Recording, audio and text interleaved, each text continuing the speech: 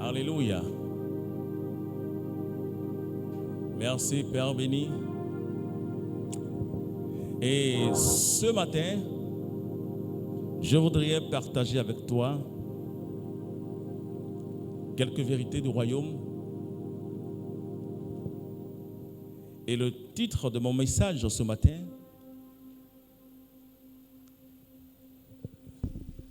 je l'ai intitulé « Les 5 dimensions de la prière ». Alléluia.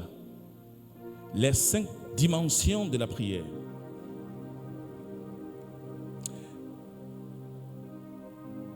Et quand je parle de la dimension, je parle des principes. Alléluia. Il y a différents types de principes. Mais ce matin, je voulais te parler de 5 grands principes de la prière. Et rappelez-vous que notre vie en tant qu'enfant de Dieu doit être fondée sur la prière. Alléluia. Sur la prière. Dieu nous aime et il veut partager. D'ailleurs, il nous a donné tout ce qui contribue à la vie et à la piété. Et le Seigneur veut nous communiquer sa pensée, sa parole, tout ce qu'il y a de merveilleux. Et en tant qu'enfant de Dieu, il n'y a pas de vie, de succès, il n'y a pas de bénédiction, il n'y a pas de progrès, il n'y a pas une vie accomplie sans la prière. Et comme quelqu'un a dit qu'il semble que si les hommes ne prient, Dieu ne fera rien. Combien vrai cela est? Excepté les hommes ne prient, il ne peut pas voir la gloire de Dieu. L'homme qui veut voir la gloire de Dieu, ou le chrétien, ou l'enfant de Dieu qui veut voir la gloire de Dieu, doit s'apprêter à une vie de prière. Parce que la prière, c'est notre vie. Et je voulais te parler de 5 grands principes de la prière. En d'autres termes, pourquoi nous prions? Quel est le but de la prière? Et je te garantis que si tu comprends cela, et si tu ouvres ton cœur pour comprendre ces principes, ta vie de prière sera révolutionnée. Alléluia. Tu auras une autre compréhension de la prière. Et si tu ne priais pas comme cela se doit, tu vas prier. Et si tu ne priais pas de la bonne manière, tu vas changer ta façon de prier et avoir de la réponse de la part de l'Éternel. Amen. Parce que le but de la prière, c'est d'avoir des réponses. Dieu veut que nous prions parce qu'il veut nous exaucer. Alléluia. Il a dit, quiconque invoquera le nom du Seigneur sera sauvé.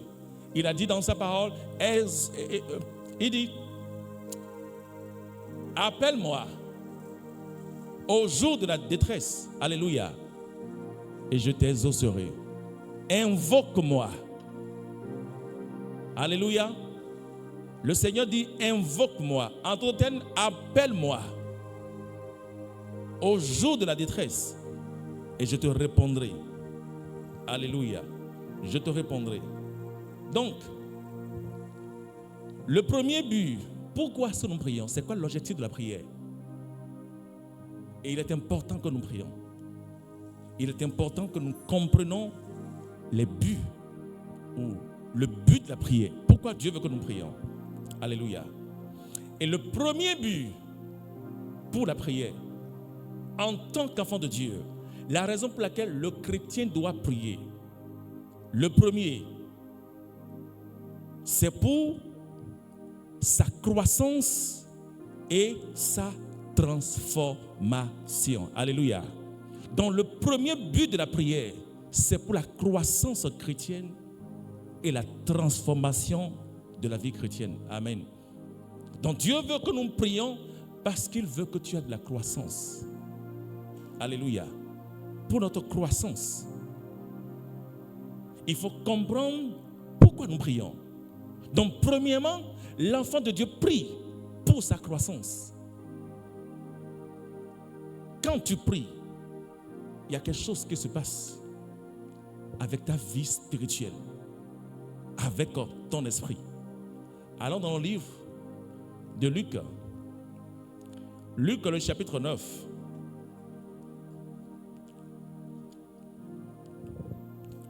Luc, le chapitre 9.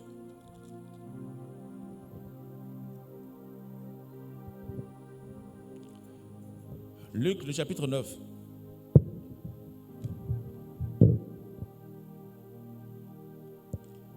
Je dis, le but de la prière, c'est pour la transformation et la croissance. Alléluia. Dieu veut que nous prions parce qu'il veut que nous soyons transformés. Amen. Et non seulement que nous soyons transformés, mais que nous croissions. Il doit avoir une croissance chrétienne. Le chrétien doit croître. Un chrétien doit croître. Tu dois devenir meilleur de jour en jour. Alléluia. Le chrétien doit chercher à être meilleur de jour en jour. Tu dois t'améliorer. Tu dois t'améliorer. Si tu veux voir la main de Dieu, ou Dieu répondre à ta prière, exaucer ta prière, tu dois être prêt pour t'améliorer. Le chrétien doit améliorer sa vie. Oui, je suis informé que c'est la façon dont tu as été éduqué. Je suis informé que c'est la façon dont la société t'a enseigné les choses. Vous savez, il y a certaines personnes, et même des chrétiens, lorsque tu as certaines conversations avec eux, ils te disent, en fait, c'est comme ça moi je suis. C'est faux. Ils te disent, c'est comme ça je suis. Je suis comme ça. Pourquoi est-ce que tu dois être comme ça? Pourquoi tu dois être comme ça? Est-ce que Dieu a voulu que tu sois comme ça? Il faut se poser la question. Est-ce que la façon dont je suis, quand je regarde les Écritures et je l'amène cela à la lumière de la parole de Dieu, est-ce que cela est digne? Amen. Est-ce que cela est digne selon les Écritures? Si cela n'est pas digne, donc je peux changer. Alléluia. Et au travers de la prière, l'enfant de Dieu peut être transformé. Maintenant, j'ai dit, Luc, le chapitre 9, au verset, lisons du verset 28. Il dit, environ 8 jours après qu'il eut dit ces paroles, Jésus prit avec lui Pierre, Jean et Jacques. Il monta sur la montagne pour prier. Et pendant qu'il priait, l'aspect de son visage changea. Que quelqu'un dise Amen. Il dit l'aspect de son visage changea. Quand est-ce que l'aspect de son visage a changé?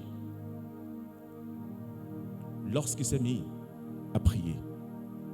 Quand on prie, quand l'enfant de Dieu prie, il y a quelque chose qui se passe. Il est transformé. L'aspect de son visage changea. Alléluia. L'aspect de son visage changea. Et son vêtement devient d'une éclatante blancheur. Alléluia. Donc quand on prie, il y a quelque chose que l'Esprit de Dieu produit en nous. Il produit la transformation.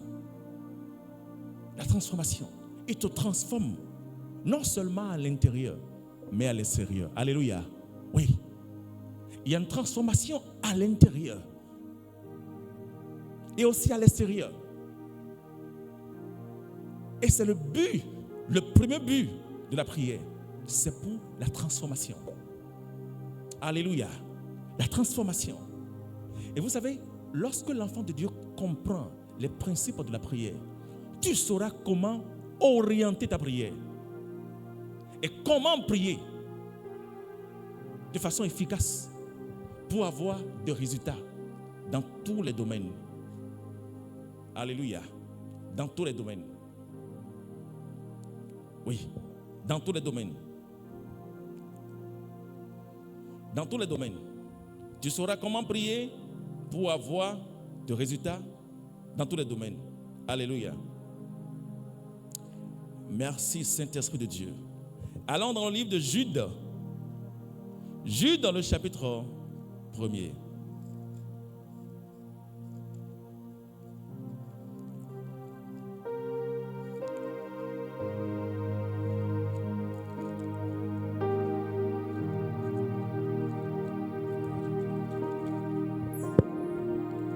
Jude dans le chapitre 1er.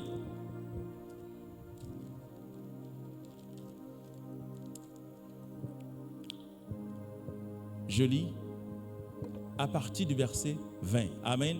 Jude 1er, le verset 20. Il dit: pour vous, bien-aimés, vous édifiant vous-même sur votre très sainte foi et priant par le Saint-Esprit. Alléluia. Il dit: pour vous, bien-aimés, vous édifiant. Donc, au travers de la prière, le mot édifier est aussi exprimé par le mot croître. Amen. Ça veut dire quoi? Au travers de la prière, l'enfant de Dieu peut croître. Tu peux croître. Il dit: au travers de la prière, tu peux avoir de la croissance dans ta vie. Donc lorsqu'il y a de la croissance, il y a de l'amélioration. Amen. Ton niveau change. Alléluia. Ton niveau change. Lorsque tu pries, il y a quelque chose qui commence par s'installer dans ton cœur. La peur du lendemain commence par disparaître. Vous savez, lorsqu'un chrétien n'a pas une vie de prière, il y a quelque chose qui lui manque. Vous savez ce qui lui manque? L'assurance. Il n'a pas l'assurance de... Il n'a pas l'assurance. Il a peur. Il a peur des circonstances. Il a peur des situations. Il a peur du lendemain. Il panique pour tout. Mais lorsque tu pries, quelque chose commence par se produire. Tu grandis. Tu es bâti. Tu es édifié. Et la croissance commence par s'installer. Et vous savez ce qui se passe? Les situations qui te paniquaient il y a 2 ans, lorsque tu crois, ces mêmes situations arrivent, mais cela ne te panique plus. Alléluia.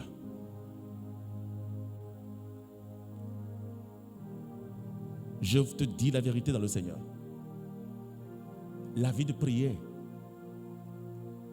fait grandir un enfant de Dieu au point où il croît en esprit. Tu habites une maison et pour payer ton loyer, tu dois jeûner au moins 3 fois dans le mois pour pouvoir payer le loyer. Et tu as prié et tu as jeûné que Dieu pourvoie à ce que ce loyer soit payé. Et quand tu as prié, tu as une autre victoire. Tu dis: c'est fait. Et tu dois payer le 1er, peut-être le 2, peut-être le 3, peut-être le 5. Et le mois fini. Le 1er, tu attends l'intervention divine de Dieu. Rien. Le 2, rien. Le 3, peut-être ton cas c'est le 5. Et quand le 5 arrive, ton cœur commence à battre.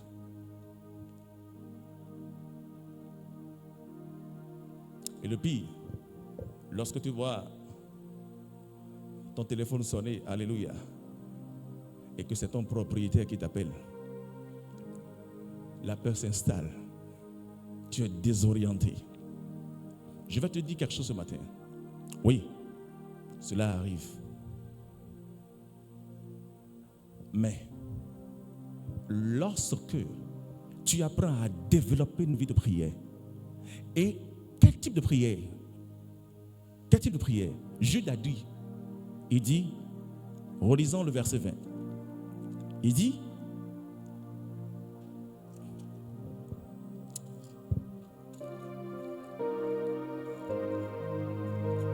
Il dit, pour vous, bien-aimés, vous édifiant sur votre très sainte foi, en priant par le Saint-Esprit. Alléluia. Ça veut dire quoi? La prière en esprit, il parle de la prière en langue. Donc, plus tu pries beaucoup en langue, quelque chose se passe à l'intérieur. Il y a la croissance spirituelle qui s'élève. Et ta foi commence par devenir géant. Ton homme intérieur commence par grandir. Et je dis que c'est normal. À chaque niveau de vie, nous exprimons ce qui est à l'intérieur de nous. Dans le niveau où tu étais, c'est à cause de ce niveau que tu avais peur. Mais quand tu laisses ta foi grandir et tu te laisses croître par le Saint-Esprit, au travers de la prière, je te garantis, la même situation viendra.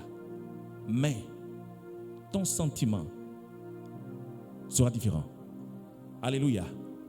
Je dis ton sentiment sera différent. Ton regard par rapport à la situation va changer. Et la peur, au travers de la croissance, commence par disparaître. Et même le jour où tu reçois un appel que tu recevais qui te paniquait, quand la croissance s'installe, tu reçois ce même appel. Et tout ce que tu apprends à faire, Seigneur, tu es au contrôle. Alléluia. Parce que c'est de l'abondance du cœur d'un homme que sa bouche parle. Ce qui est à l'intérieur de toi sortira. Seigneur, tu es au contrôle. Alléluia. Parce qu'à ce niveau, tu viens à un point de ta vie où tu dis, Seigneur, toi seul et toi seul a le dernier mot. Alléluia. Vous savez, Dieu, notre Père céleste, c'est un Dieu qui délivre. Amen. Il délivre un homme lorsqu'il se retrouve en face d'un danger. Alléluia. Maintenant, le Seigneur a aussi un autre caractère qui est plus grand que la délivrance. Vous savez ce qu'il fait? Il te restaure. Amen. La restauration est plus grande que la délivrance. Dieu te restaure. Ça veut dire quoi? Il peut ne pas te délivrer. Mais laisse-moi te dire une chose. Il peut te restaurer. Amen. Il peut ne pas te délivrer, mais il peut te restaurer. Dieu restaure.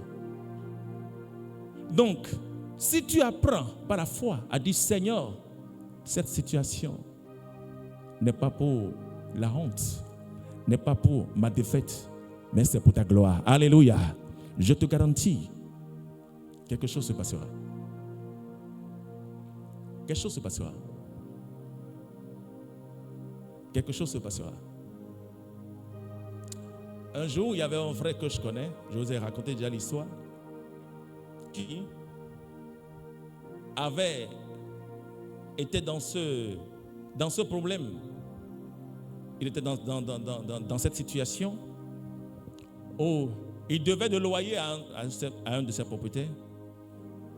Et le moment est passé, il n'a pas payé. Et la veille, c'était un samedi, le samedi, il m'appelle pour le pasteur. J'ai dit oui. Il dit, je ne pense pas, peut-être que le dimanche je serai à l'église. J'ai dit pourquoi? Il m'a dit que mon propriétaire a dit qu'il viendra à la maison. Et que s'il ne me voit pas, il va enlever la porte de ma maison. La porte de ma chambre plutôt. Parce que je lui dois. Donc il faut que je sois à la maison. Et lorsqu'il viendra, il pourra me trouver. J'ai dit, ah bon. Donc il a dit qu'il viendra. Et je lui ai demandé à quelle heure. Il a dit, l'heure qu'il a dit était l'heure du culte. Qu'il viendra à la maison. Et comment on appelle? En ce moment précis, à l'heure du culte. Donc c'est à cette heure-là que ton propriétaire dit, viens à la maison. J'ai dit, ok. Viens au culte. Je lui ai dit, viens au culte. Laisse et viens. J'ai dit, confie cela à Dieu et toi, viens dans la présence de Dieu. Et il a dit, hey, pasteur, hey, j'ai peur qu'il enlève ma porte. Je lui ai dit, si tu restes à la maison, la porte sera enlevée. Mais si tu viens dans la présence de Dieu, la porte ne sera pas enlevée. J'ai dit, viens, confie-le à Dieu et toi, viens adorer Dieu. Viens louer ton Sauveur et ton Créateur. Mais si tu restes à la maison, parce qu'il a dit cela, je te garantis, ce n'est pas seulement la porte qui sera enlevée. Même les toitures seront enlevées. Parce que si on t'enlève la porte, tu peux encore rester dedans. Mais si on t'enlève la toiture, là tu n'as plus le choix que de partir. Et c'est ce que je l'ai dit. Et il a obéi. Il est venu dans la présence de Dieu. Il a prié, on a loué Dieu. Son propriétaire n'est pas venu à la maison. Et le soir, quand il a fini le culte, son propriétaire l'appelle pour lui présenter des excuses pour ce qu'il lui avait dit, qu'il était en colère. C'est la raison pour laquelle il avait menacé de la sorte que de l'excuser. Qu'il lui donne quelque temps pour chercher l'argent et de venir payer. Alléluia. Je lui ai dit, voici ce qui se passe lorsque tu fais confiance en Dieu. Lorsque tu fais confiance en Dieu, les choses changent. Ça change. Ça change. Alléluia. Donc, le but de la prière, c'est pour la croissance et la transformation. Alléluia. Allons dans le livre de Romains. Romains chapitre 12.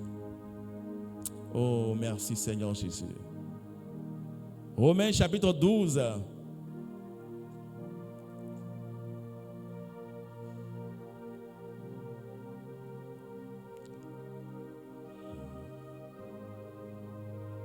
Romains le chapitre 12.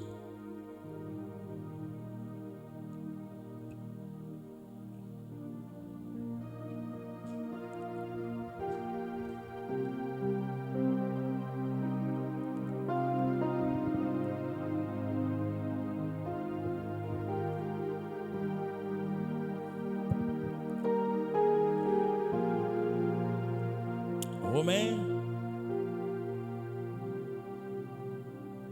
le chapitre 12, je lis à partir du verset 2. Le verset 2 dit, ne vous conformez pas au siècle présent, alléluia, mais soyez transformés par le renouvellement de l'intelligence, afin que vous discerniez quelle est la volonté de Dieu, ce qui est bon, agréable et parfait. Amen. Il a dit, ne vous conformez pas au siècle présent, mais soyez transformés. Amen. Soyez changés, soyez métamorphosés. Frères et sœurs, la transformation se produit au lieu de la prière. Amen. Donc, qu'est-ce que cela veut dire? Tu peux utiliser la prière pour transformer ta vie, transformer ta pensée, transformer ta façon de voir. Seigneur, que ma vie soit transformée, que ma pensée soit transformée. Écoutez, il y a des prières et des requêtes que Dieu agrée. La Bible déclare que la demande, qu'il y a des demandes qui plaisent à Dieu. Tu pries, Seigneur, que ma pensée soit changée, que je sois transformé. Amen. Je sois transformé. Saint-Esprit de Dieu, je veux me laisser transformer, changer. Je veux te ressembler. Je veux avoir tes caractères, avoir les caractères de Christ. Je veux être transformé. Oui. Et tu peux utiliser la prière pour transformer ta vie. Amen. Transformer ta façon de parler, transformer ta façon de penser et transformer aussi ta façon d'agir. Alléluia. Donc n'oublie pas que le premier but de la prière, c'est pour la transformation. Amen. Et la croissance. Vous savez pourquoi c'est le premier? Parce que sans ça, sans la croissance et la transformation, les autres choses ne suivront pas. Amen. Lorsque Dieu sauve un homme, lorsque Dieu touche un homme, il le prend de là où il est. Le second étape, c'est la transformation. Amen. Dieu commence par le transformer. Amen.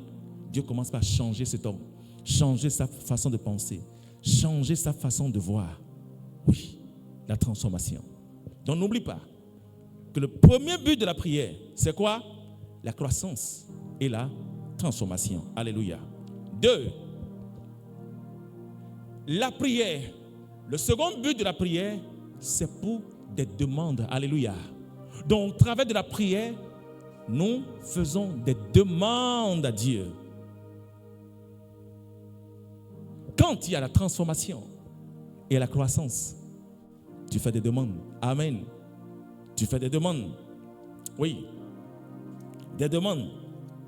Donc, la prière est pour des demandes et l'obtention des promesses de Dieu. Amen. Tu fais des demandes et tu reçois aussi les promesses que Dieu t'a faites. C'est le second but de la prière. Amen.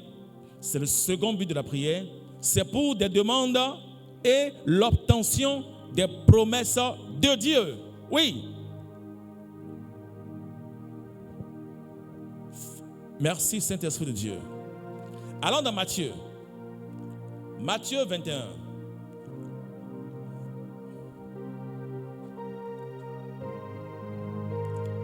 Matthieu, le chapitre 21.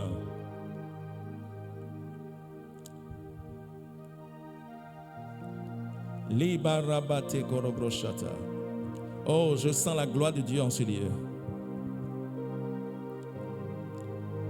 Je sens la gloire de Dieu en ce lieu.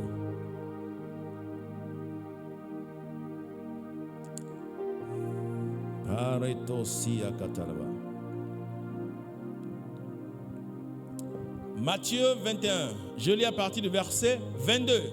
Le verset 22, il dit: tout ce que vous demanderez avec foi, par la prière, vous le recevrez. Alléluia.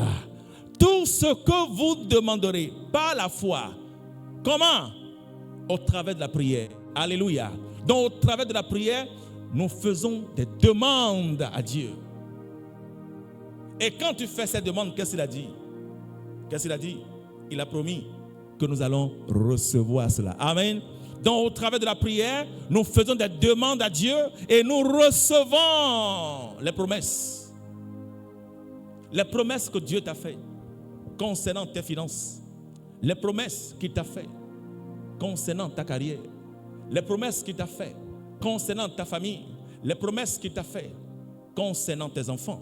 Les promesses qu'il t'a faites concernant ton ministère. Les promesses qu'il t'a faites concernant tous les domaines de ta vie. Le Seigneur a dit que si nous prions, oh alléluia, il dit, si tout ce que vous demanderez par la foi. Donc ce n'est pas de dire, Seigneur, donne-moi ceci. Non, il dit au travers de la prière. Amen. Par la prière. Et comment? Par la foi. Par la foi. Par la foi. Tu as la foi, tu fais des demandes et Dieu te le donne. Alléluia. Tu as la foi, tu fais des demandes et tu reçois cela. C'est ce que Jésus a dit. Il a dit, tout ce que vous demanderez avec foi, par la prière, vous le recevrez. Merci Seigneur Jésus. Marc, le chapitre 11. Allons dans Marc. L'évangile de Marc, le chapitre 11. Marc, chapitre 11.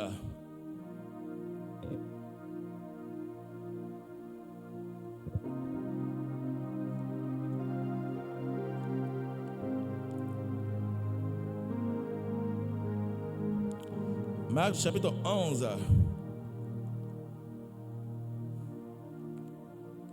Regardez le verset 24. Marc 11, verset 24. Jésus dit, il dit, c'est pourquoi je vous dis, tout ce que vous demandez en priant, croyez que vous l'avez reçu et vous le verrez s'accomplir. Que quelqu'un dise Amen. Que quelqu'un dise Amen. Alléluia. Il dit, tout ce que vous, c'est pourquoi, je vous le dis, tout ce que vous demandez en priant, croyez que vous l'avez reçu et vous le verrez s'accomplir. Donc, au travers de la prière, tu fais des demandes à Dieu et tu reçois les promesses. Amen. Tu reçois ce que tu as demandé. Il dit, croyez que vous l'avez reçu. Croyez que vous l'avez reçu. Il y a des gens, quand ils prient, ils ne croient pas. Ils ne croient pas qu'ils l'ont reçu. Ils ne croient pas. Mais comment croire? Comment savoir que ce que j'ai demandé à Dieu, je l'ai reçu? Amen. Les hommes qui croient, ou bien les enfants de Dieu qui croient qu'ils ont reçu quelque chose de Dieu, ce sont les enfants de Dieu qui sont remplis d'une vie d'action de grâce. Alléluia. L'action de grâce est la preuve qu'un enfant de Dieu a reçu quelque chose de l'Éternel. Parce que quand tu reçois, qu'est-ce que tu fais? Quand quelqu'un te donne quelque chose, qu'est-ce que tu fais? Tu dis merci. Tu lui dis merci. Tu es en joie, tu manifestes ta joie pour ce que tu as reçu. Donc tu manifestes ta joie envers Dieu. Oh, merci parce que tu l'as fait. Alléluia. Merci parce que tu l'as fait. Merci parce que tu l'as fait. Alléluia. Seigneur, merci parce que tu l'as fait. Regardez Anne. La Bible déclare que Anne a demandé. Anne n'avait pas d'enfant, elle a demandé que Dieu lui donne un enfant. Et quand elle est rentrée dans le temple, elle a prié. Mais ce jour-là, la Bible déclare que lorsque Anne a reçu la parole de Dieu, la confirmation que l'enfant viendra, ça a changé. Amen.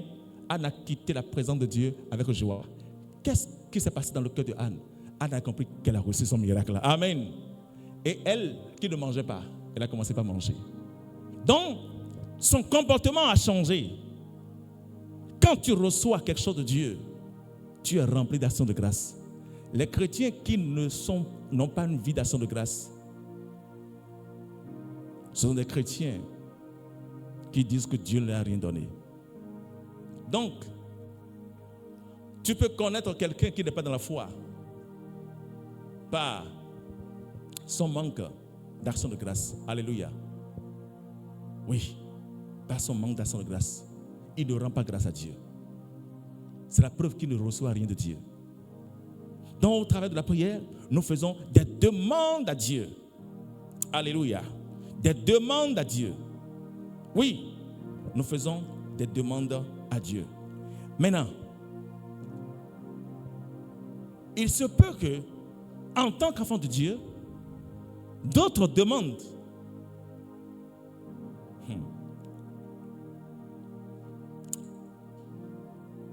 Et ils ne reçoivent pas. Vous savez, Dieu que nous servons, ce n'est pas un homme. Dieu est esprit. Et il y a deux choses qui motivent Dieu. Est-ce que je vais même dire le mot motiver? Qui rend le miracle d'un enfant de Dieu réel? En fait, ça fait de telle sorte que quand l'enfant de Dieu demande quelque chose à Dieu, il reçoit. Le premier, c'est la foi. Amen. Amen. D'abord la foi. La Bible déclare qu'il faut que celui qui s'approche de Dieu croit que Dieu existe et qu'il est le récompensateur de ceux qui le recherchent. Ça veut dire quoi? Or, sans la foi, il est impossible de plaire à Dieu. Alléluia. Il dit que si quelqu'un n'a pas la foi, qu'il ne s'attende même pas qu'il recevra quelque chose de Dieu. Maintenant, aujourd'hui, je vais te dire quelque chose de plus important. Il y a des chrétiens qui ont la foi. Amen. Ils ont la foi, mais ils ne reçoivent pas.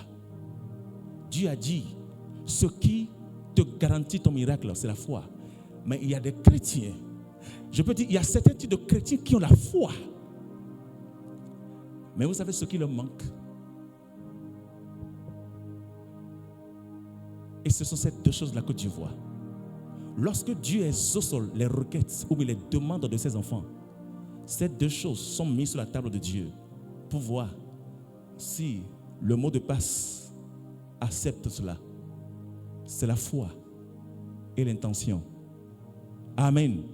La foi et l'intention.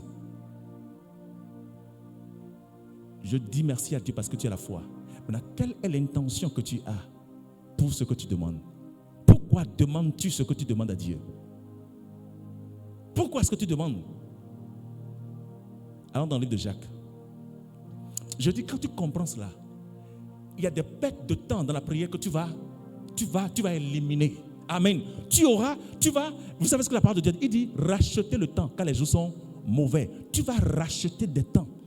Tu vas racheter un temps pour avoir une vie de prière nécessaire et accomplie. Tu vas prier de façon efficace. Tu vas prier de façon efficace.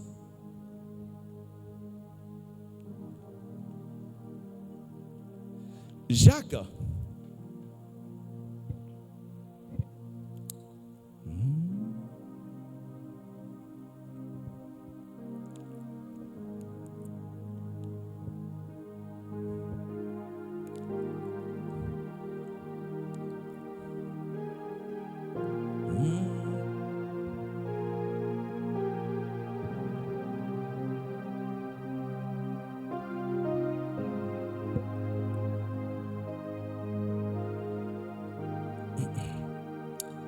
Merci, Saint-Esprit de Dieu.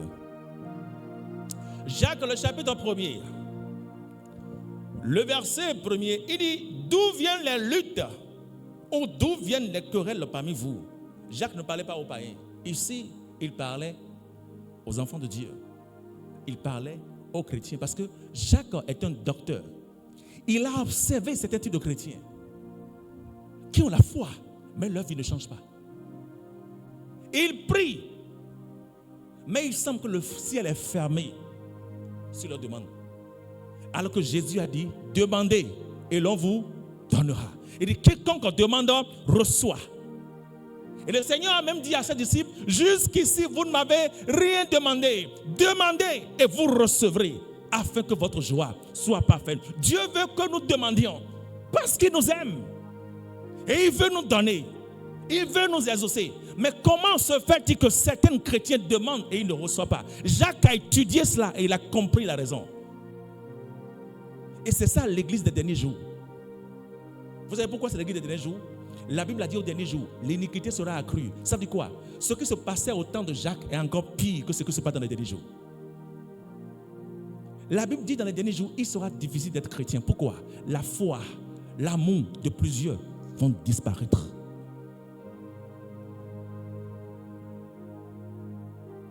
La vraie vie chrétienne va disparaître. La foi réelle va disparaître. Oui. La foi réelle va disparaître. Jacques a dit, d'où viennent les luttes? Ou d'où viennent les querelles parmi vous? N'est-ce pas de vos passions qui combattent les membres? Amen. Ils sont des enfants de Dieu. Mais il y a encore des passions qui combattent dans leurs membres. La transformation ne s'est pas encore installée. Ils ne se sont pas encore laissés à la transformation de l'esprit, la croissance. Maintenant, regardez ce qu'il dit au verset 2. Il dit, vous convoitez et vous ne possédez pas. Donnez-lui, qu'il a me chercher une Bible, ma seconde Bible. Je vais lire. Ma seconde Bible qui est sur le bureau, qui a quand même donné. Va me chercher rapidement la Bible, parole vivante. Amen. Est-ce que quelqu'un a une autre traduction plus courante que la personne me donne? Moi, je vais lire là. Je veux une traduction plus courante. Une traduction plus courante. Le Louis II, des fois, il est trop fort.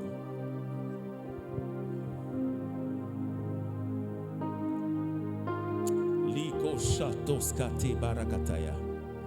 Libros telemando loboshata. Shalabakote digalabrosete. Libarakoshatos kelebrosanta kadabashonte. Korobrosia telegedebrosanto kababa.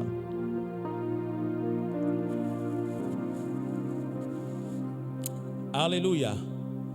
Merci Seigneur Jésus. Alléluia. Jacques, je lis dans la parole vivante.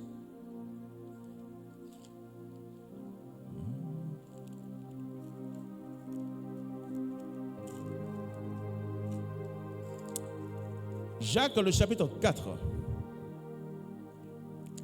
Je lis à partir du premier verset. Il dit, d'où viennent les disputes? D'où viennent les luttes entre vous? Est-ce qu'elles ne viennent pas des désirs mauvais qui luttent dans vos corps? Alléluia. Il y a des fois des désirs mauvais qui luttent dans le cœur des enfants de Dieu. Vous avez ces désirs mauvais? La Bible appelle des fois ces désirs mauvais l'égocentrique. Amen. L'égocentrique, voilà. En fait, le fait de vouloir les choses pour soi, tu le veux pour toi. Chaque fois quand tu pries, tes requêtes de prière se limitent à toi et à ta famille. C'est la raison pour laquelle je dis, toute personne qui prie, et chaque fois que cette personne prie, les demandes qu'elle fait à Dieu, Seigneur, je t'en supplie, bénis-moi, bénis ma famille, bénis mes enfants. Frère, il est difficile pour Dieu d'exaucer de telles prières. C'est la raison pour laquelle vous allez voir, lorsque les gens font ces genre de prières, le miracle tarde. Pourquoi? Il continue de prier ainsi jusqu'à ce que l'Esprit de Dieu ouvre ses yeux pour lui faire comprendre que c'est une mauvaise prière. Dieu n'exauce jamais des prières égocentriques. Amen. Les prières égocentriques, Dieu n'exauce pas. Alléluia. Dieu n'exauce pas. Dieu n'exauce pas. Juste un exemple. Et nous sommes dans la maison de Dieu. Viens. Viens. Reste devant. Alléluia. Voici notre frère qui est devant. Amen. Il est très bien habillé. Maintenant, je l'ai appelé.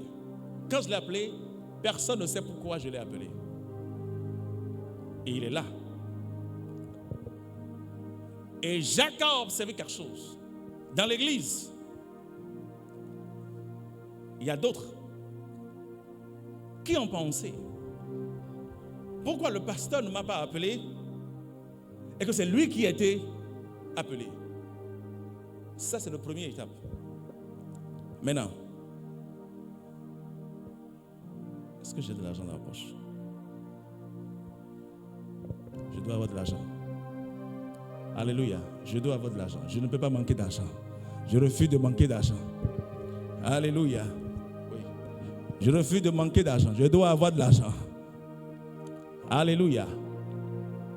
Pourquoi est-ce que je vais utiliser l'argent? Pourquoi? Parce que l'argent est la racine de tous les problèmes de ce monde, c'est l'argent. Alléluia. Non, j'ai trouvé. Oui, j'ai trouvé l'argent. J'ai dit, je ne peux pas le faucher. Je l'ai trouvé. Pourquoi? Parce que l'argent est la racine de tous les problèmes. Ok. Maintenant, peut-être c'est pas beaucoup, hein. C'est beaucoup là-bas, mais c'est beaucoup là-bas. Je fais comme ça. Ici, il y a combien? Parce que si il faut que ceux qui voient connaissent le montant d'argent qu'il est en train de recevoir. Parce que voici là où cela commence. Ça fait combien? 20 000, 30 000, 40 000, 50 000 francs. Ok. Et je prends ces 50 000 francs là. Je dis, tiens. Et il dit merci. Là.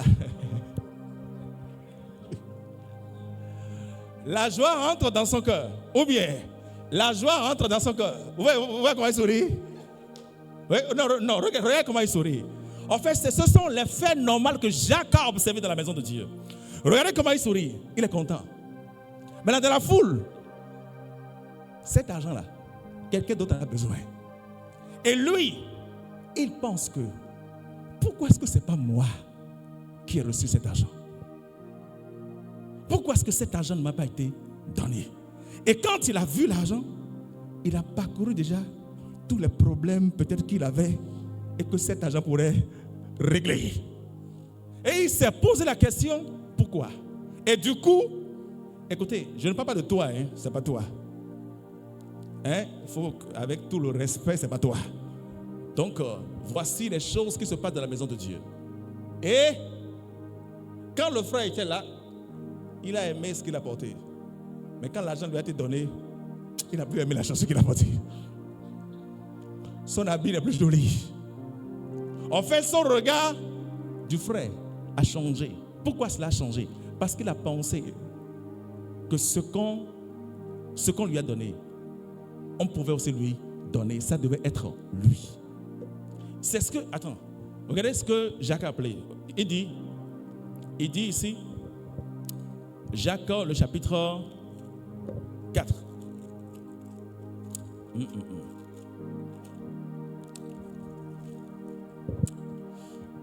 Oui, je dois lire cette version-là. Jacques, le chapitre 4. Je lis le verset 4. Il dit, d'où viennent les disputes? D'où viennent les luttes entre vous? Est-ce qu'elles ne viennent pas des désirs mauvais? Jacques parlait à qui? Il parlait aux enfants de Dieu. Amen. Parce qu'il y avait des enfants de Dieu qui avaient aussi des désirs mauvais dans leur cœur. Maintenant, regardez la suite. Attends. Regardez la suite. Je vais vous lire la suite. Il dit par la suite. Il dit, vous voulez quelque chose vous voulez quelque chose et vous ne pouvez pas l'avoir. Suivez comment il a mis ici. Il dit, vous voulez quelque chose, mais vous ne pouvez pas l'avoir. Alors, vous êtes prêt à tuer.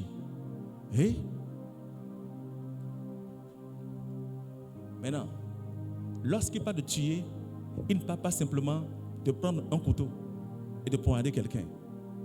Amen. Lorsque tu commences par parler de ce frère-là, tu commences par parler derrière son dos. Peut-être des choses dont il n'est pas informé. Des choses même qu'il n'a pas fait. Qu'est-ce que tu as fait? Tu es en train de le tuer. Mais ces comportements sont où? Dans la maison de Dieu. Des gens qui viennent et ils font des requêtes de prière à Dieu. Seigneur, donne-moi. Ils font des demandes que Dieu leur donne. Mais voici les choses qui se produisent dans leur cœur. Alléluia. Ce n'est pas fini. Il dit, le verset 4, il dit, vous voulez quelque chose et vous ne pouvez l'avoir. Alors, vous êtes prêt à tuer. Vous êtes jaloux et vous ne pouvez pas obtenir ce que vous désirez. Ça veut dire quoi? Lorsque de telles choses se produisent d'abord dans le cœur de quelqu'un et il fait des demandes de prière à Dieu, Dieu n'exauce pas. Pourquoi? Parce que ce qu'il demande, c'est pour ça que je dis, la foi seule ne suffit pas pour que Dieu puisse exaucer une demande.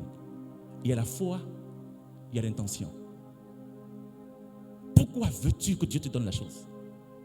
Frères et sœurs, je vous dis la vérité, et c'est à ce niveau-là que 90% des chrétiens perdent. 90% des chrétiens, ils ont la foi. Mais ce qui leur manque, c'est l'intention derrière leur demande. Parce que Dieu traite d'abord. Écoutez, la foi est petite. Pourquoi? Parce que lorsque Dieu voit l'intention derrière la demande, c'est en ce moment qu'il bénit, qu'il ordonne à la chose. Et la chose arrive. Ce n'est pas fini. Il dit,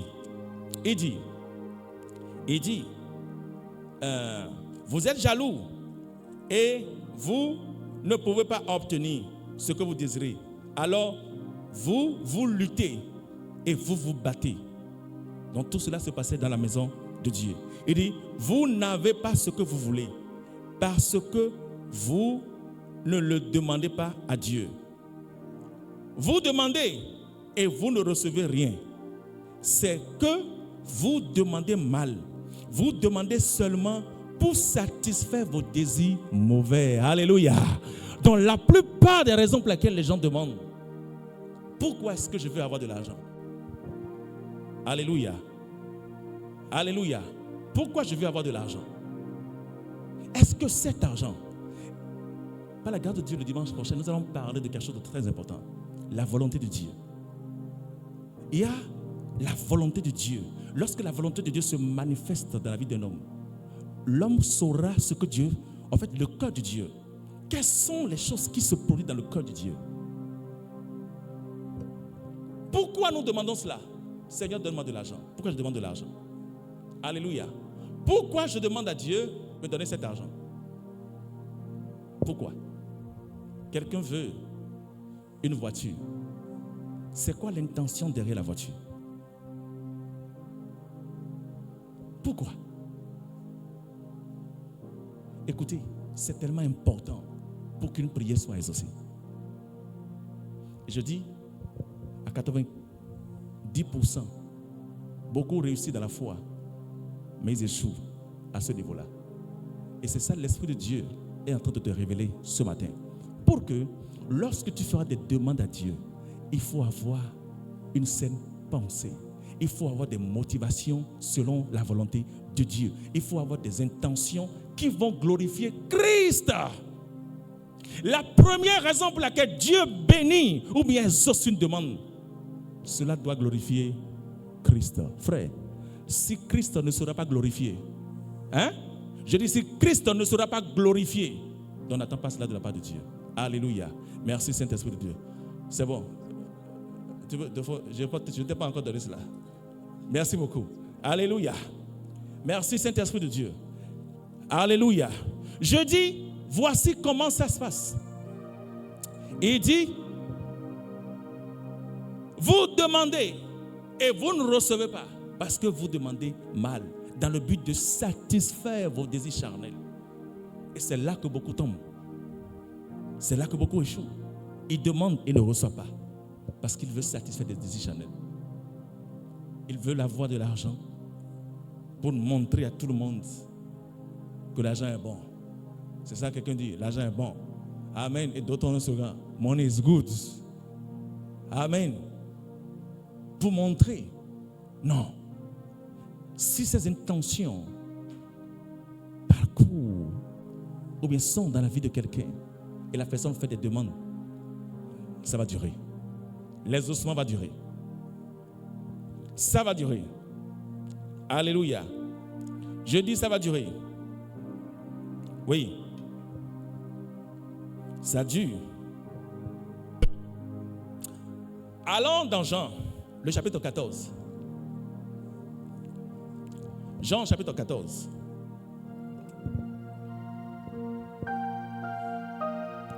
Jean 14. Jean, le chapitre 14. Jean 14, le verset.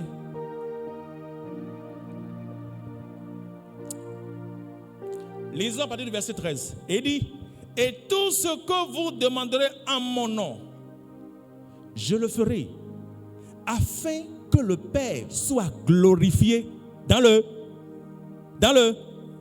Frère, je viens de te dire, c'est écrit noir sur blanc. Si Dieu doit produire quelque chose dans ta vie, ça doit le glorifier et glorifier son Fils. Si la gloire ne sera pas à Dieu dans ce que tu lui demandes, ça ne viendra pas. Ça ne viendra pas. C'est pour cela beaucoup ne savent plus comment prier. Ou bien comment orienter leur prière pour pouvoir avoir de la réponse. Et c'est ça qui contrôle le cœur de l'Église. Aujourd'hui, l'amour a disparu. Écoutez, il y a beaucoup qui sont prêts. Seigneur, donne-moi. Mais le jour où Dieu leur donne, ils ne sont plus prêts pour investir leur argent dans ce ministère-là qui leur a donné le salut. Ils ne sont pas prêts. Ils n'avaient rien. Et Dieu le bénit.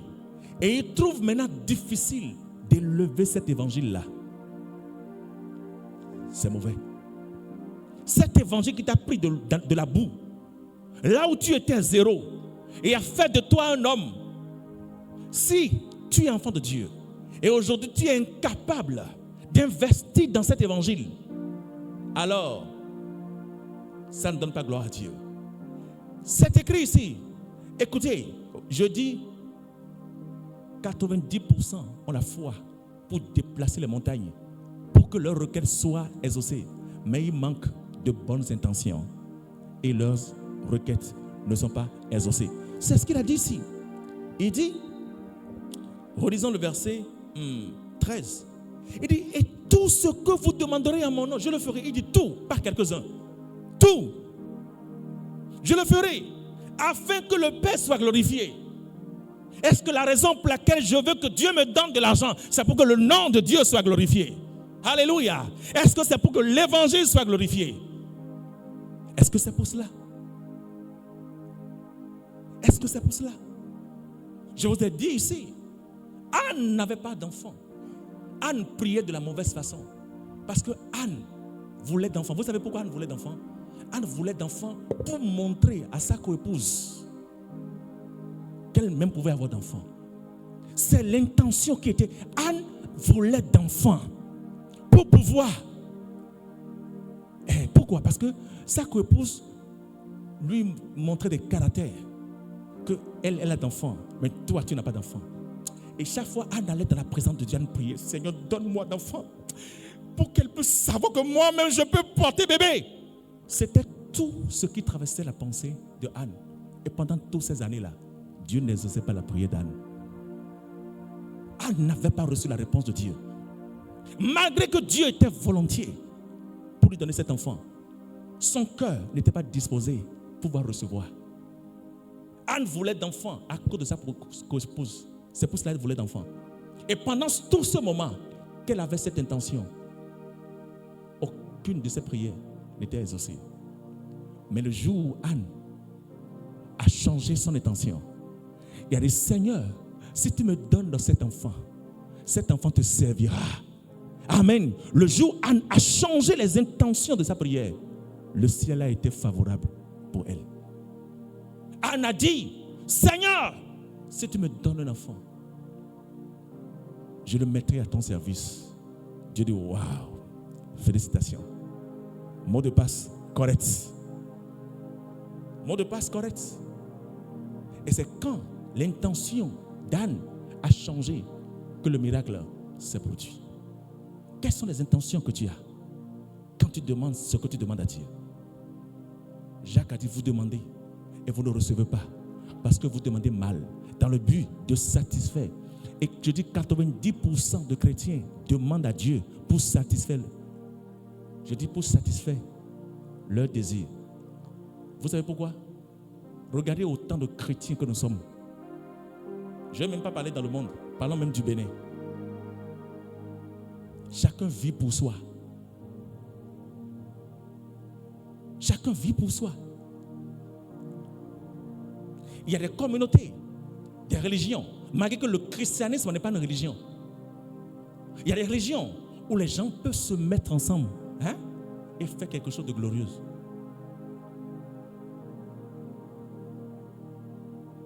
Il y a des choses qui traversent mon esprit.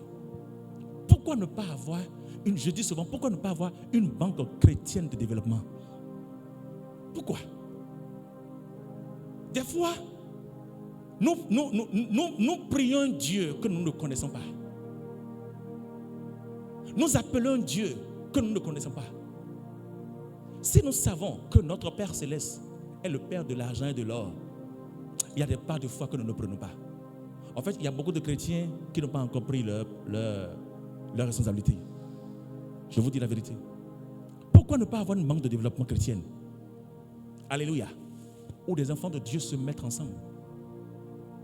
Des enfants de Dieu se mettent ensemble. Et nous avons une banque. Et dans cette banque-là, ce sera dédié. Aucun chrétien ne sera pauvre. Amen. Tout le monde aura affaire. Quand tu n'as pas d'activité, cette banque est prête pour te financer. Sans intérêt.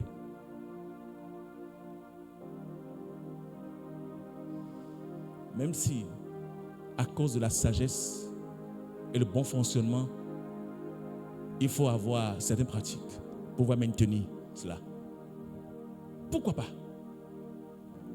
Mais aujourd'hui, la Bible déclare que l'égocentrisme, le fait de vouloir tout pour soi, écoutez, que cela disparaisse de milieu de nous. Amen. C'est ça, le vice des enfants de Dieu aujourd'hui. Chacun vit pour soi. Alléluia. Chacun vit pour soi. Chacun vit pour soi. Il y a d'autres. Je vous dis, j'ai observé presque à des endroits où je suis passé. Tu vois des frères ou des parents. Dieu t'a donné toi un moyen de déplacement. Amen. Tu as une voiture. Écoutez, cela s'est produit, beaucoup me l'ont fait. Et le dimanche, vous sortez de la présence de Dieu. Amen. Et tu vois ton frère, ta soeur, en train de marcher pour aller à la maison. Et tu es dans la voiture.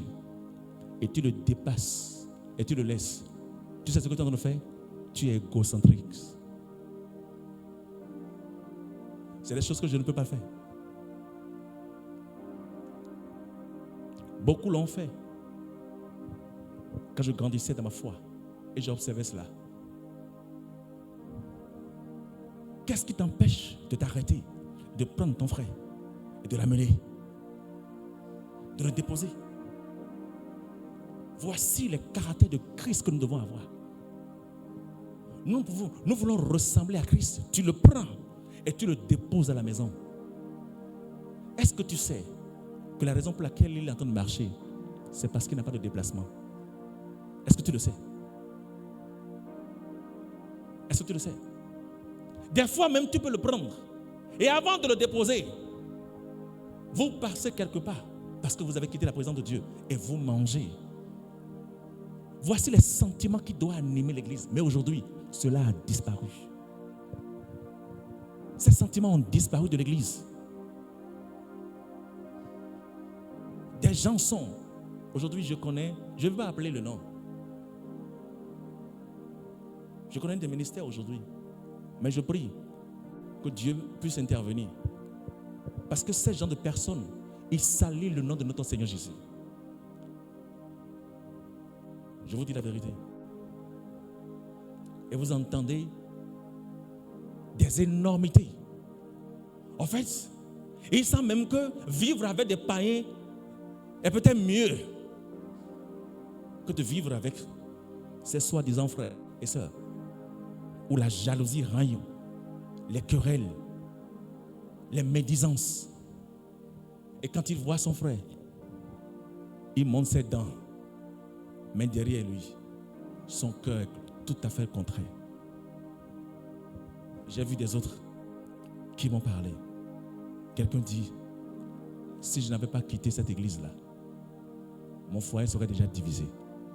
Si je n'avais pas quitté cette église-là, j'aurais déjà perdu mes enfants. Si je n'avais pas quitté, comment on peut quitter une église à cause de ces mauvaises choses? Et ces mêmes personnes, au temps de l'adoration, ils élèvent les mains. Frère, c'est pour cela qu'au dernier jour, beaucoup seront étonnés. J'aime une chose que Dieu m'a dit. Moi, je ne veux pas suivre la foule. Non, ne cherche à plaire à personne. Cherche à plaire à Dieu. Toute personne qui cherche à suivre la foule, voici la façon dont ils font. Et tu veux les suivre. Oh, je ne cherche pas à suivre la foule. Je veux suivre l'Esprit de Dieu et suivre sa parole. Je veux suivre l'Esprit de Dieu et suivre ce qu'il a dit dans sa parole. Il y a quelque chose que je dis souvent. Le mauvais comportement de quelqu'un ne peut jamais changer la bonne personne que je suis. Jamais ça n'arrivera pas. Ce n'est pas parce que quelqu'un est mauvais contre moi, je vais changer, je ne changerai pas. Je ne vais pas changer à cause de quelqu'un. Jamais. Il y a des niveaux qu'on a dépassés. Ou bien quelqu'un viendra me voir pour dire, hey, faisons ceci. Tu viendras me voir. Alléluia. Pour que je puisse faire du mal à quelqu'un. Que l'Éternel éloigne ce jour-là. Que Dieu éloigne ce jour-là. Voici les choses qui se passent. Et Jacques a dit, vous demandez, vous ne recevez pas. Alors que vous êtes censé recevoir. Et tout cela se passe dans les congrégations. Et des gens ont des situations pendant 10 ans, pendant 20 ans. Frère, écoutez, je vais vous dire une chose. Si je traverse une situation dans une année, au bout de quelques temps, mon histoire doit changer. Les choses doivent s'améliorer. Les choses doivent s'améliorer. Et c'est pour ça, l'Esprit m'a dit, chaque fois qu'il y a une situation, je ne pointe plus le doigt sur quelqu'un. Et je te le dis afin que tu puisses le faire le même. Quand il y a une situation dans ta vie, ne pointe jamais la personne en face de toi. Pose-toi d'abord la question à toi-même. Qu'est-ce que tu as fait qui a causé cela? Ou bien qu'est-ce que tu es en train de faire qui a causé cela? Qu'est-ce que tu es supposé faire que tu n'as pas fait? Ou qu'est-ce que tu n'es pas supposé faire et tu as fait? Pose-toi d'abord la question et cherche la réponse d'abord à cette question. Trouve d'abord la réponse te concernant. Et lorsque tu cherches et que tu trouves que ce n'est pas toi le problème, alors tu pourras chercher le problème ailleurs. Mais premièrement, cherche d'abord la cause de tous tes problèmes à ton niveau. Ne cherche pas cela ailleurs. Parce que des fois, nous pensons que c'est ailleurs. Mais ce n'est pas ailleurs. C'est avec nous-mêmes. Alléluia. C'est avec nous-mêmes. Donc, la prière est pour des demandes. Oui. C'est pour des demandes. Nous demandons à Dieu. Il dit, et nous recevons. Il dit, demandez tout ce que vous voulez. Et vous le recevrez, afin que votre joie, afin que le Père soit glorifié dans le Fils. Si tout ce que tu demandes, Dieu ne va pas trouver la gloire, il sera difficile à cette prière d'être exaucée. C'est la raison pour laquelle des fois, on voit certains frères ou certaines sœurs qui viennent dans une église et soudainement, la vie d'autres personnes change. En quelque temps, il y a d'autres qui commencent par réussir. Dieu commence par faire quelque chose de grand dans la vie de la personne. Et les gens autour d'eux commencent par se poser la question. Oui, il dit, mais je priais avant lui. Ou je prie mieux que lui. Ou je passe du temps dans la prière que lui. Bien sûr que tu passes du temps plus que lui dans la prière. Mais quels sont les contenus de ta prière? Quelles sont les intentions? La motivation? Qu'est-ce qui te motive? Quelles sont les intentions derrière les demandes que tu fais à Dieu? C'est important. Si la foi y est, les intentions aussi sont importantes. Mais je dis, 90 peut-être ont la foi, mais ils n'ont pas l'intention, la bonne intention. Mais lisons la parole de Dieu. Lisons la parole de Dieu. Nous allons comprendre qu'il y a des demandes qui sont agréables à Dieu. Alléluia. C'est pour ça que la Bible déclare, cherchez la volonté de Dieu. Nous devons chercher la volonté de Dieu et prier selon la volonté de Dieu. La volonté de Dieu, c'est que Christ soit glorifié. Alléluia. C'est ça la volonté de Dieu. C'est que le Fils soit glorifié. C'est que toute langue confesse Jésus-Christ et que tout genou se fléchisse. C'est ça la volonté de Dieu. Parce que la parole de Dieu nous dit que toutes choses sont créées par lui, en lui et pour lui. Regardons la vie de Jacob. Lorsque Jacob voyageait, il voulait réussir sa vie. Et Jacob a entrepris un long voyage. Et la nuit, la Bible a dit fatigué. Il s'est couché. Il a trouvé un arbre. Il s'est couché. Il a trouvé une pierre. Il a pris cela comme oreiller. Il a dormi. Et la nuit, il a eu une vision. Amen. Il a vu, comment on appelle, une échelle descendre du ciel. Et les anges montaient et descendaient. Et Jacob s'est levé et dit, waouh, Dieu est en ce lieu. Amen. Dieu est en ce lieu. Il a prié et la Bible a dit qu'il a fait un autel. Il a appelé le lieu Bethel. Mais en voulant partir, il a fait une prière. Et Seigneur, si tu me gardes, amen, tout au long de mon voyage, et que tu me préserves, je te donnerai la dîme de tous mes revenus. Je te donnerai la dîme. En d'autres termes, je partagerai tout ce que j'aurai. Je vais partager cela avec toi. Est-ce que tu es prêt à partager ce que Dieu te donne?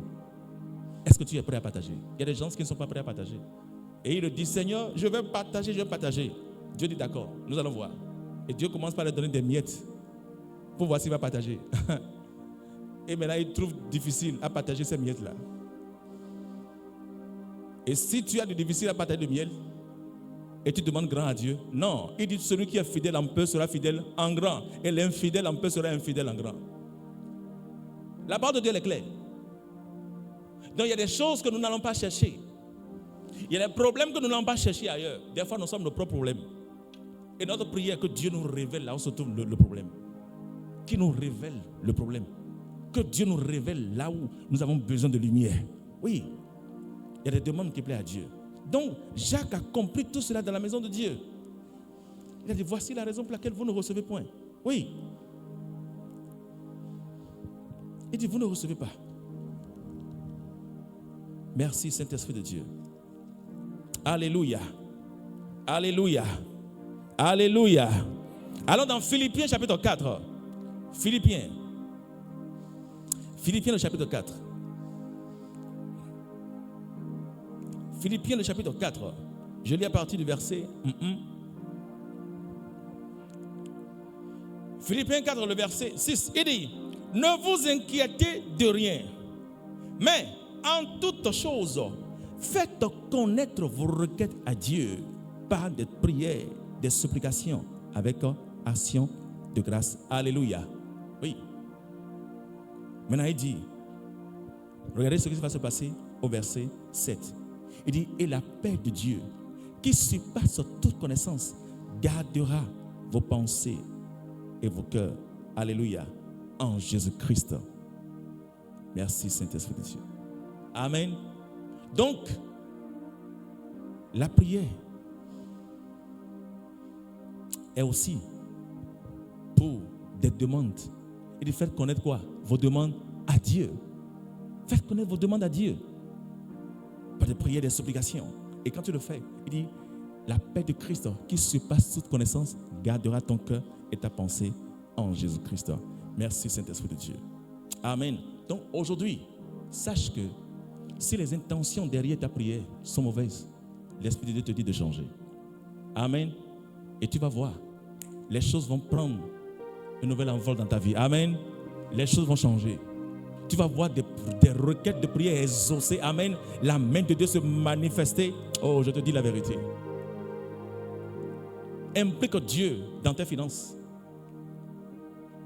Cherche à impliquer Dieu dans tes finances. C'est le secret. C'est le secret. Le secret d'avoir, de vivre dans l'abondance. Il dit, fais de l'Éternel tes délices. Alléluia. Fais de l'Éternel tes délices. Fais de l'Éternel tes délices. C'est le secret. C'est le secret. 3. Le but de la prière. Pourquoi est-ce que nous prions? Oui. La prière est pour... Dans le domaine spirituel, vous savez, il y a quelque chose que beaucoup font. Bon, je vais laisser cela d'abord à cause du temps. À cause du temps. 3. La prière est pour la législation spirituelle. Alléluia. C'est quoi la législation spirituelle? Ça veut dire quoi? Que la prière est pour des décrets. Alléluia. Ça veut dire quoi? Au travers de la prière, tu feras des décrets. Amen. Tu vas décréter des choses. Oui. Donc, au travers de la prière, tu peux ordonner. Tu peux marcher dans la puissance. Tu peux marcher avec autorité. Tu feras des décrets. Regardez ce que la parole de Dieu a dit dans le livre de Job. Amen. Allons dans Job. Job, le chapitre 22. Job 22.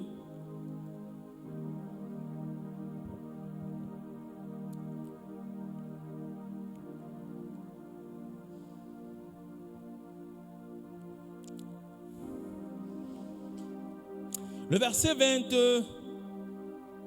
verset 25, il dit, et le Tout-Puissant sera ton est ton argent et ta richesse. Que quelqu'un dit Amen. Regardez, c'est clair et net. Le Tout-Puissant sera quoi? Ton or, ton argent et ta richesse. Est-ce que quelqu'un veut faire du Tout-Puissant son or, son argent? Le verset 26. Alors, tu feras de Tout-Puissant tes délices. Tu feras de Tout-Puissant tes délices.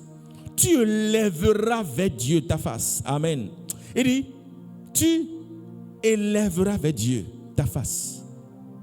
Tu le prieras et il t'exaucera et tu accompliras tes vœux. Le verset 28, il dit, à tes résolutions répondra le succès. Amen. Je vais te lire ici dans la parole vivante. Vous savez, des fois, le Louis II ne nous donne pas la vraie révélation derrière les Écritures. Je te lis ici, Job.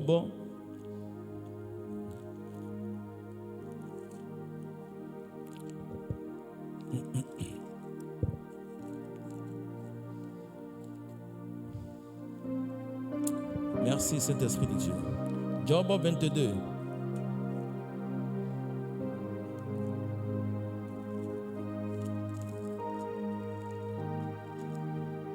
Job 22, je lis à partir du verset.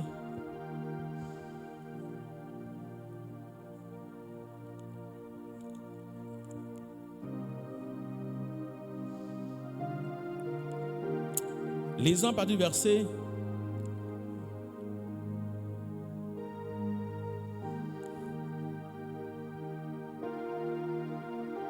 Le verset 25. Le Tout-Puissant sera pour toi une montagne d'or et d'argent. Alléluia. Alors, tu trouveras la joie dans le Dieu Tout-Puissant. Et tu le prieras. Il t'écoutera. Et tu pourras faire pour lui. Et tu pourras faire pour lui ce que tu as promis. Maintenant, le verset 28, il dit, tout ce que tu décideras de faire réussira. Alléluia. Vous avez entendu? Et tout ce que tu décideras. En d'autres termes, tout ce que tu vas ordonner. Donc tout ce que tu vas décider. Il réussira. Tout ce que tu vas décider. En d'autres termes, tout ce que tu diras. Des décrets que tu feras. Tout ce que tu diras. Il dit que Dieu va les exaucer. Donc au travers de la prière, tu peux faire des décrets et avoir les ossements. Amen. Tu fais des décrets. Et quand tu fais ces décrets, tu es exaucé. Amen. Allons dans Nombre. Lisons Nombre 14. Nombre le chapitre 14. Nombre le chapitre 14. Nombre 14. Nombre le chapitre 14. Je lis à partir du verset. Le verset 28. Il dit, dis-leur, je suis vivant, dit l'Éternel. Je vous ferai ainsi ce que vous avez parlé à mes oreilles. Est-ce que quelqu'un entend cela? Il dit, je vous ferai ainsi ce que vous avez parlé à mes oreilles. Ça dit quoi? Ce que vous avez dit de votre bouche, c'est ce que je ferai. Donc la prière est un moyen par lequel tu diras des choses à Dieu et il le fera. Donc tu vas décréter, tu vas ordonner et la chose arrivera.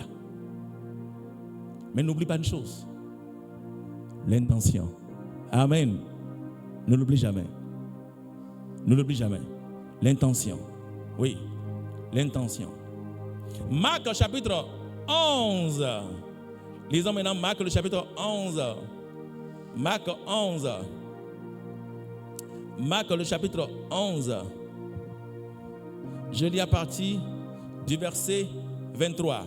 Jésus dit, je vous le dis en vérité, si quelqu'un dit à cette montagne, alléluia, en d'autres termes, si quelqu'un ordonne à cette montagne, ôte-toi d'ici et jette-toi dans la mer. Et s'il ne doute point en son cœur, mais croit que ce qui dit arrive, il le verra s'accomplir. Si quelqu'un dit à cette montagne, ôte-toi. Donc si quelqu'un décrète, il dit, tu feras des décrets et cela sera exaucé. Alléluia. et tu glorifieras le nom de l'Éternel. Oh, alléluia. Donc, au travers de la prière, nous faisons des décrets. Amen. Des décrets. Et le Seigneur nous exauce. Matthieu 19. Matthieu 19. Matthieu 19. Matthieu 19. Matthieu chapitre 19.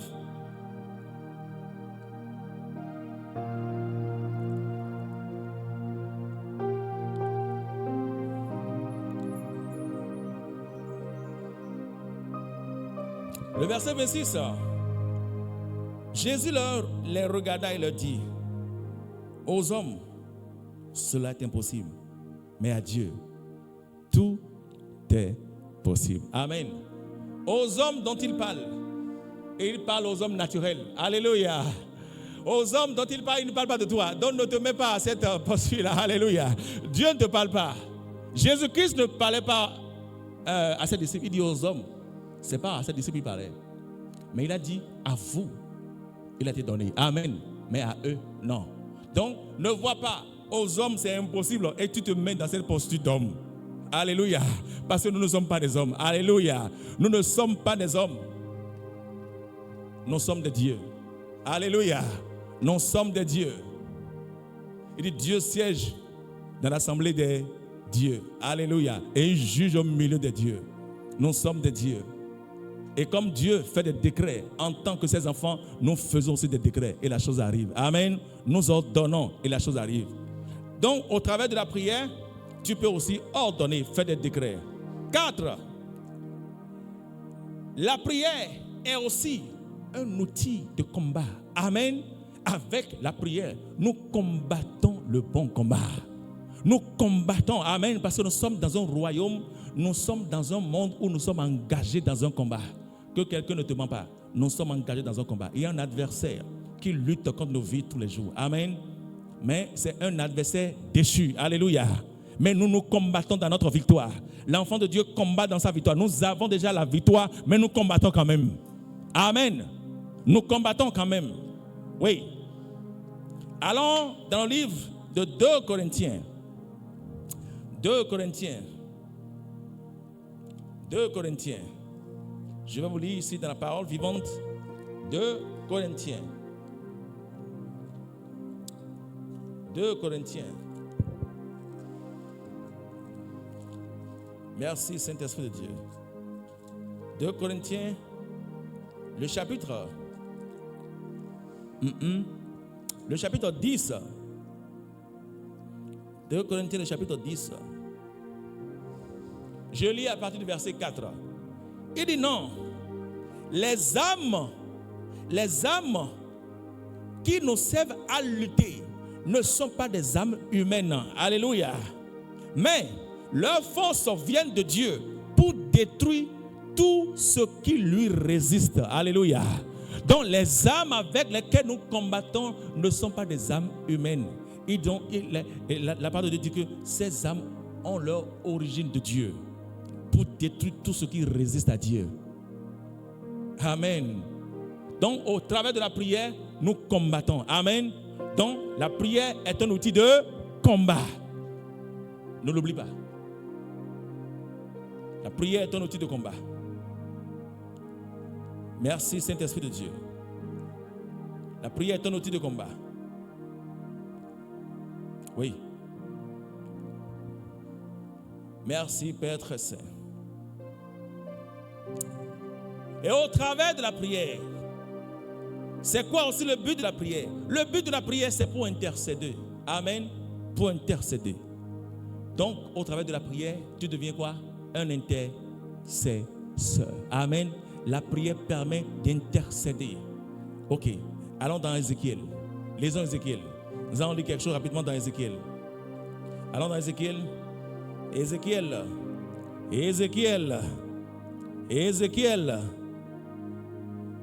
Tu as compris pourquoi j'appelle? Tu as compris, non? Donc je suis dans Ézéchiel. Tu as compris pourquoi j'appelle? Alléluia. Ézéchiel. Merci Seigneur Jésus. Et c'est pourquoi je l'appelle comme ça. Ézéchiel, Le chapitre 22. Lisons Ézéchiel 22. Ézéchiel 22.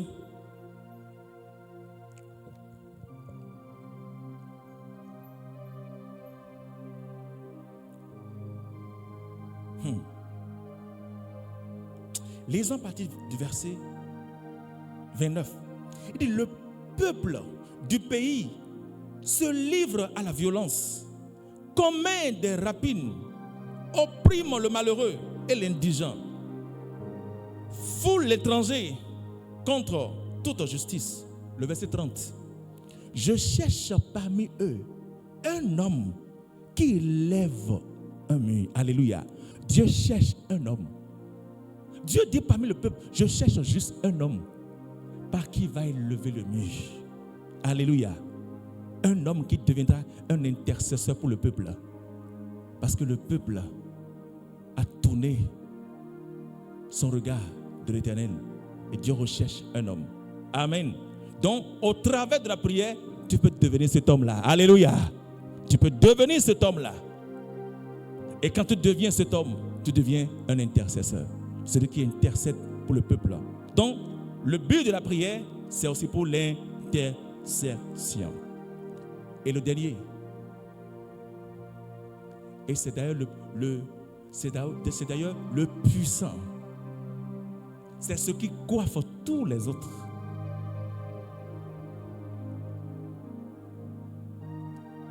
Est-ce qu'il y a quelqu'un ici qui peut me dire cela? Amen. Qui peut me dire le dernier? Le but de la prière. Oui, frère Serge. La communion avec, acclamons le frère.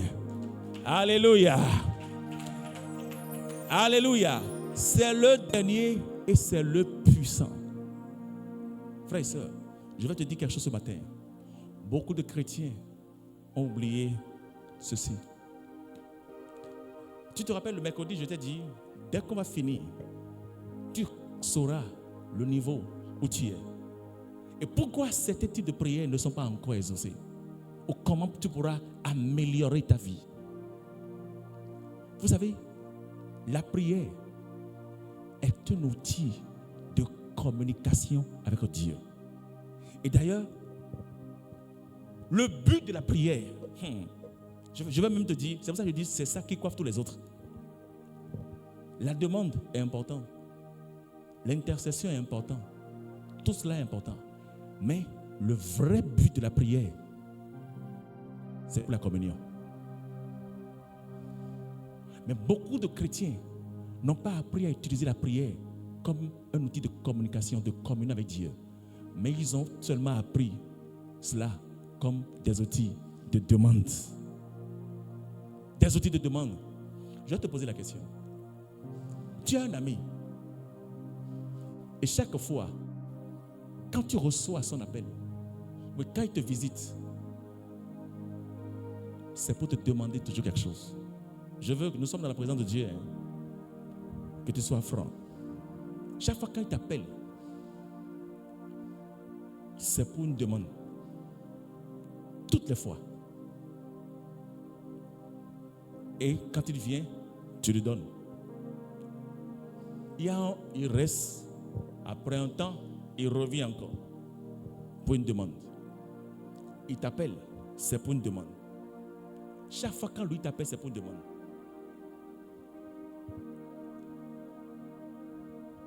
Mais tu as un autre ami. Quand il t'appelle, il te demande. Mais une autre occasion, quand il t'appelle, c'est pour te dire merci pour ce que tu lui as fait. C'est juste pour avoir de tes nouvelles. C'est juste pour te saluer. La question que je vais te poser, chaque fois quand tu retrouves ces deux appels-là sur ton téléphone, honnêtement, tu vas recevoir l'appel de qui? Soyons honnêtes. Voici ce que nous faisons à Dieu. Nous prenons Dieu comme le Dieu qui est là, toujours pour exaucer nos demandes. Et chaque fois que nous venons vers lui, c'est toujours pour demander. Vous savez, il y a des gens, lorsqu'ils se mettent à genoux, ou bien c'est pour prier, leur intention, c'est toujours pour les problèmes qu'ils ont. En fait, s'ils passent 30 minutes de la prière, 25 minutes de la prière seront pour les demandes.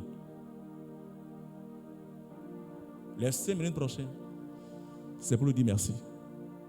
Mais ils n'ont pas du temps juste pour venir dire à Dieu, aujourd'hui, je ne suis pas là pour demander. Je veux simplement te dire merci pour tout ce que tu as fait dans ma vie. La raison pour laquelle je suis ici, Seigneur, c'est de te connaître. Je veux juste t'aimer encore. Je veux te connaître. Je veux te connaître. Il y a peu de chrétiens vont devant la présence de Dieu juste pour le connaître. 95% vont devant la présence de Dieu pour des demandes. Pour des demandes. Et pas pour lui. Et je vais te dire aujourd'hui, et c'est ça qui remplit les ministères. Va voir un ministère aujourd'hui.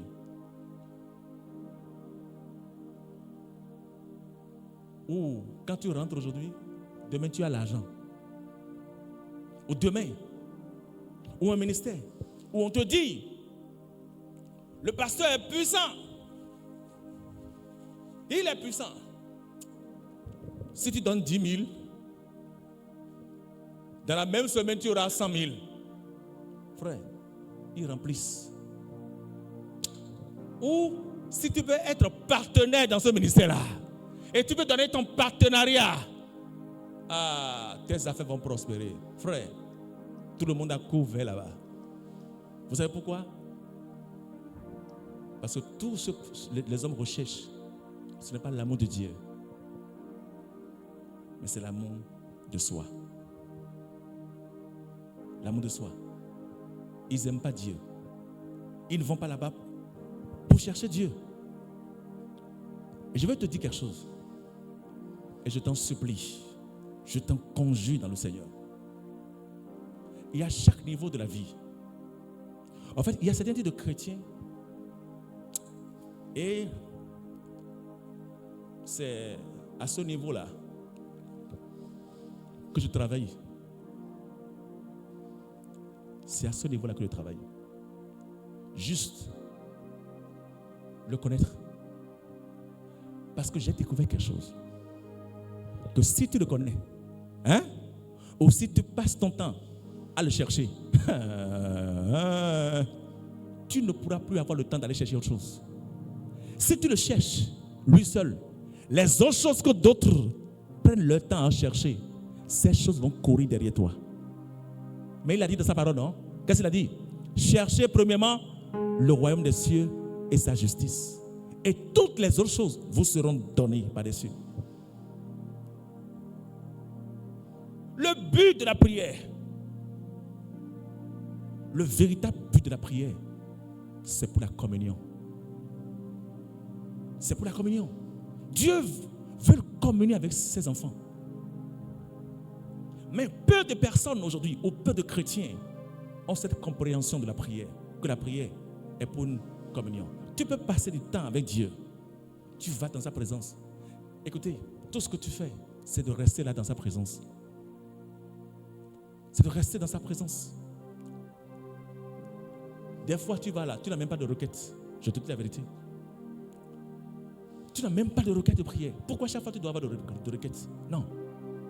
Tu n'as même pas de requête. Tu vas dans sa présence et tu restes là, juste pour le connaître, juste pour l'adorer, juste pour contempler sa face. Ça te suffit. Lorsque tu vas quitter sa présence-là, tout ce que tu avais dans ton cœur, frère, tu seras étonné. Il a déjà résolu. Il dit, avant de t'en rendre compte, le Seigneur a déjà résolu cela. Je vais te lire une écriture et nous allons terminer. Merci Saint-Esprit. Je vais te lire 2 écritures. Le premier, allons dans 2 Corinthiens 13. 2 Corinthiens 13. Donc tu peux savoir maintenant, avec les différents buts de la prière, quel type de prière tu donnes priorité. Amen. Tu peux savoir. Quand tu vas dans la présence de Dieu, à quel type de prière tu donnes priorité? Est-ce que c'est des demandes, des combats, des pétitions, ou bien pour communiquer avec lui? Je dis, tu sauras le niveau auquel tu es. Et comme je te le dis, le plus grand de tout cela, c'est la communion. Amen. La communion. Merci Saint-Esprit de Dieu. 2 Corinthiens, le chapitre 13. Chapitre 13.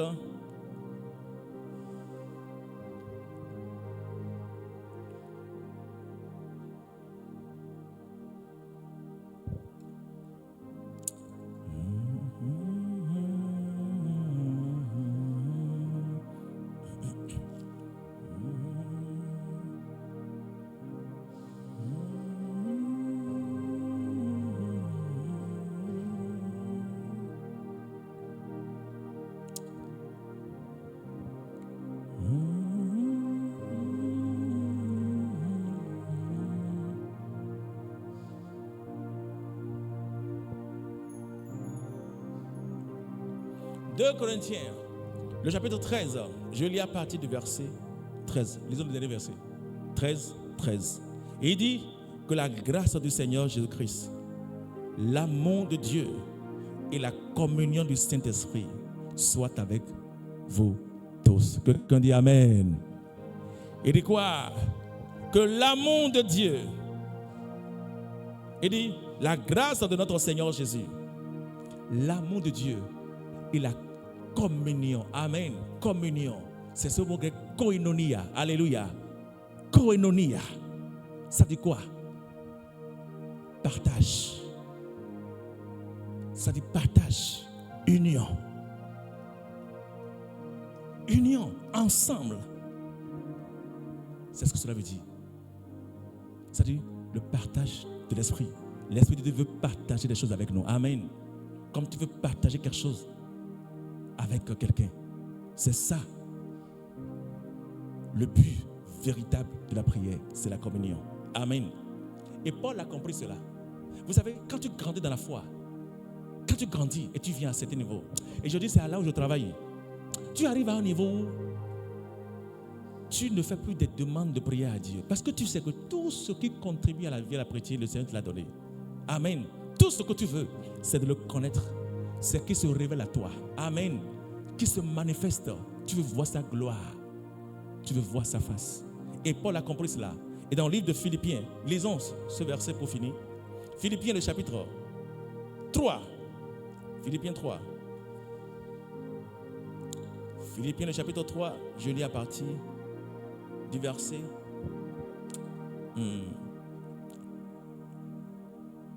Oh, alléluia. Oh, j'aime tellement Paul.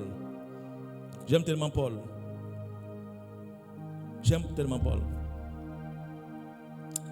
Paul au verset 5, il dit, moi, circoncis le 8e jour de la race d'Israël, de la tribu de Benjamin, hébreu, né d'hébreu, quant à la loi pharisienne, quant aux zèles persécuteurs de l'Église, irréprochable à l'égard de la justice de la loi. Le verset 7, mais ces choses qui étaient pour moi des gains, je les ai regardées comme une perte à cause de Christ. Le verset 8, et même je regarde toutes choses comme une perte à cause de l'excellence de la connaissance de Christ, mon Seigneur, pour lequel j'ai renoncé à tout. Alléluia. Regardez des hommes qui ont renoncé à tout. Ils ont renoncé à leur vie. Renoncé à tout. Il dit, j'ai renoncé à tout. Renoncé à tout. Wow.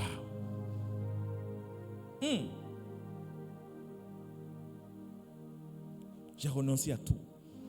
Et je regarde comme de la boue afin de gagner Christ. Le verset 9. Et d'être trouvé en lui, non avec ma justice, celle qui vient de la loi, mais avec celle qui s'obtient par la foi en Christ, la justice qui vient de Dieu par la foi. Le verset 10, afin de connaître Christ. Oh, alléluia. Regardez la passion de certaines personnes. Regardez la passion de l'apôtre.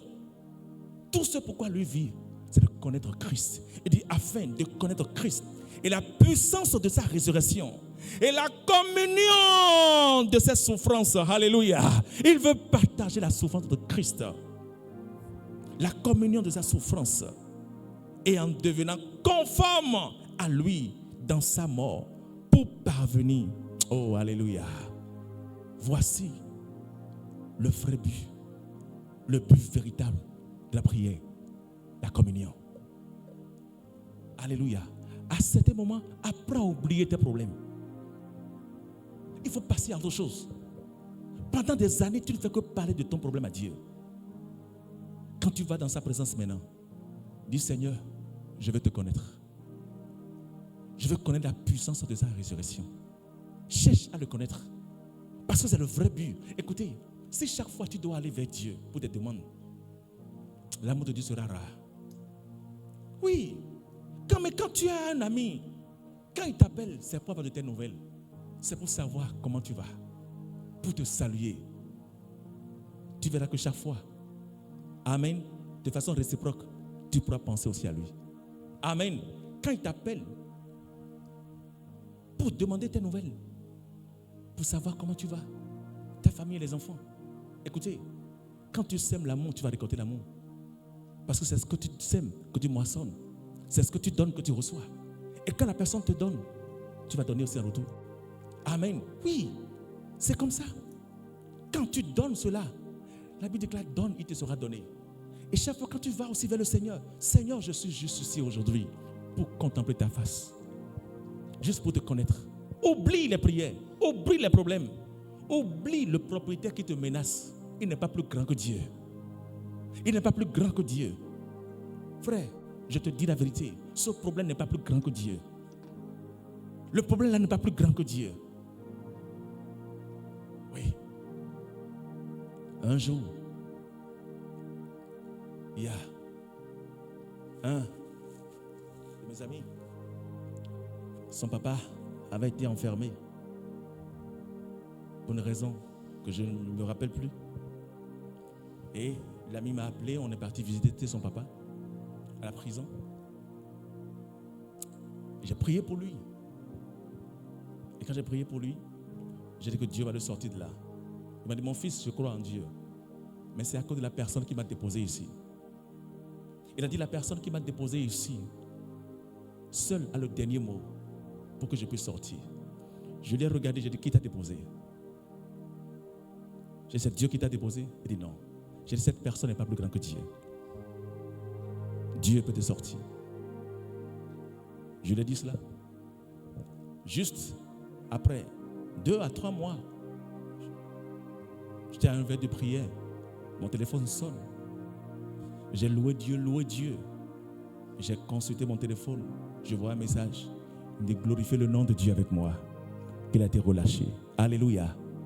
Dieu est souverain. Dieu est souverain. Dieu est souverain. La Bible dit, son nom règne depuis les galaxies jusqu'au gouvernement. Alléluia. Son nom a d'autorité depuis les galaxies jusqu'au gouvernement. Alléluia.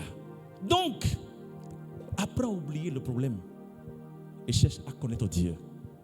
Chaque fois quand tu as prié pour le problème, ça n'a pas changé. Passe à autre chose. Amen. Il est temps de passer à autre chose.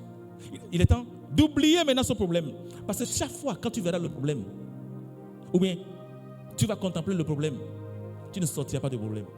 Mais c'est le jour où tu vas oublier ce problème-là, tu verras que lorsque tu vas regarder derrière, ce problème n'existe plus. Alléluia. Merci Saint-Esprit de Dieu. Est-ce que quelqu'un a reçu quelque chose aujourd'hui? Amen. Oui. Merci Saint-Esprit de Dieu. Et donc, nous savons que le premier but de la prière, c'est quoi? La prière, c'est pour la croissance et la transformation. Le second but de la prière est pour des demandes et l'obtention des promesses de Dieu. Le troisième but de la prière, c'est pour des décrets. Amen. Oui, des décrets. C'est pour des législations spirituelles. Le quatrième but de la prière, c'est pour combattre. Amen. C'est pour combattre. Le cinquième but de la prière, l'intercession. Nous avons dit le 6e, le dernier, c'est pour la communion. Que le Seigneur te fortifie. Amen. Que le Dieu de gloire t'élève afin que tu puisses orienter ta prière dans la bonne direction. Amen. Et maintenant, quand tu vas vouloir prier, tu auras de bonnes intentions. Oui, prie pour les finances, mais dis à Dieu, Seigneur, ces finances doivent servir à ta gloire. Je veux que tu me bénisses parce que je vais élever ton nom au travers de mes finances. Amen. Ton nom sera élevé au travers de mes finances. Et Dieu le fera. Et tu pourras honorer ta promesse envers Dieu. Alléluia.